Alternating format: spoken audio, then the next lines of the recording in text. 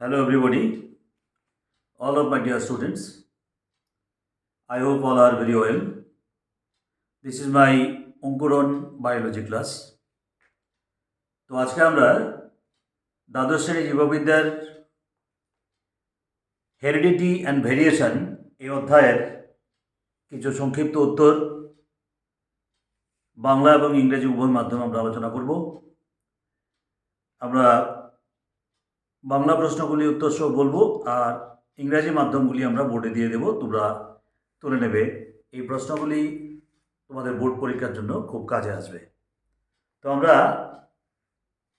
Heredity and variation এই অধ্যায়ের প্রথম প্রশ্ন সংক্ষিপ্ত উত্তরের যে বংশগতি বিদ্যার জনককে গ্রেগর জোয়ান মেন্ডেল। মানুষের দেহকোষে অটোজোম ও লিঙ্গ ক্রোমোজোমের সংখ্যা কত? অটোজোম 44টি এবং লিঙ্গ ক্রোমোজোম 2টি। ম্যান্ডেল কর্তৃক ব্যবহৃত মটর গাছের বিজ্ঞানসম্মত নাম কি? পিসাম সেটিভাম। দ্বিসংকর জননে টেস্ট ক্রস জনুতে অনুপাত কত হবে? 1:1:1:1। ম্যান্ডেলের প্রকটতা ও প্রচ্ছন্নতা নীতি এর একটি বিরোধী ঘটনার নাম লিখ। অসম্পূর্ণ প্রকটতা। টেস্ট ক্রসের ফলাফল থেকে অপত্যজন্য সদস্যদের কোন চরিত্রটি বোঝা যায়? জিনোটাইপ। কোন উদ্ভিদে অসম্পূর্ণ প্রকটতা দেখা যায়? সন্ধ্যা মালতী উদ্ভিদে। দ্বিসংকর জননে ম্যান্ডেল ব্যবহৃত মটর গাছের দুটি বিপরীতধর্মী নাম লিখ।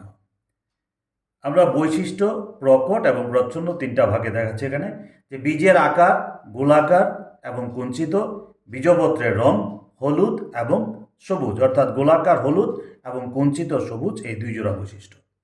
অসম্পূর্ণ প্রকটতা কে আবিষ্কার করেন? কোরেন্স 1903 খ্রিস্টাব্দে। মানুষের একটি অটোজোম বাহিত বংশগত রোগের নাম লেখ। থ্যালাসেমিয়া। মানুষের একটি লিঙ্গ সংযুতীয় বংশগত রোগের নাম লেখ। হিমোফিলিয়া। সংকর জীব ও প্রচ্ছন্ন বৈশিষ্ট্যযুক্ত জনিত্রী জীবের মধ্যে সংঘটিত সংকরায়নকে কি বলা হয়?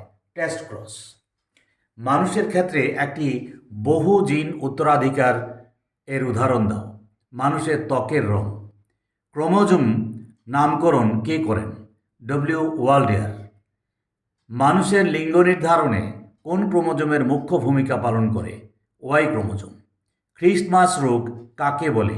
Haemophilia B. সহপ্রকটতার একটি উদাহরণ দাও। সহপ্রকটতার উদাহরণ হলো এবিও ব্লাড গ্রুপ এবং এমএন ব্লাড গ্রুপ।